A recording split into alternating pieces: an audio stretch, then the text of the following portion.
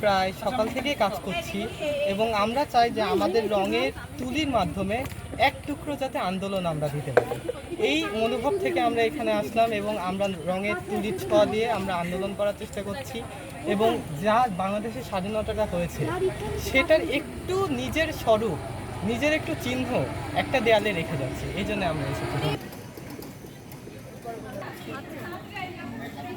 ৩৬শে জুলাই আমাদের স্বাধীনতা পেয়েছি, এটা অনেক রক্তের বিনিময় এবং আমরা লাউড অ্যান্ড ক্লিয়ার অনেক কথা বলেছি, সবাই আন্দোলনে নেমেছি, আমাদের প্ল্যাকার্ড দেখানো হয়েছে, এখানে আমরা একতা বছর ছিলাম সেটা শেখানো হয়েছে। আমরা এক ছিলাম বলেই সব স্টুডেন্টরা ছাত্ররা সবাই এক হয়েছি জন্যে আমরা স্বাধীনতা পেয়েছি, আমরা স্বাধীনভাবে আসতে পারছি, স্বাধীনভাবে কথা বলতে পেরেছি, আমরা বাক স্বাধীনতা পেয়েছি।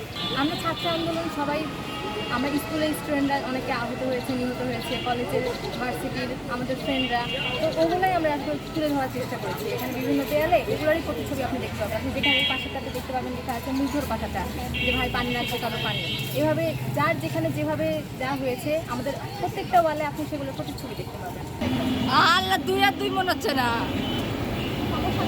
আমরা এখানে যে সকল কাজ করছি সেই সকল কাজগুলো আমাদের 2024 সালে আমরা যে আন্দোলনটা করেছিলাম সেই আন্দোলনে আমাদের যে অর্ডার হয়েছে বা আমরা যে হারিয়েছি এসব কিছু আমরা আগে ফুটিয়ে তুলছি, যাতে আমাদের পরবর্তী যে জেনারেশনগুলো আছে তারা যেন আমাদের এই স্মৃতিগুলো মনে রাখে বা প্রত্যেকটা মানুষ এখানে যারা যাতায়াত করবে তারা যেন আমাদের এই অবদানগুলো না ভুলে, এজন্যই আমরা এখানে আসছি।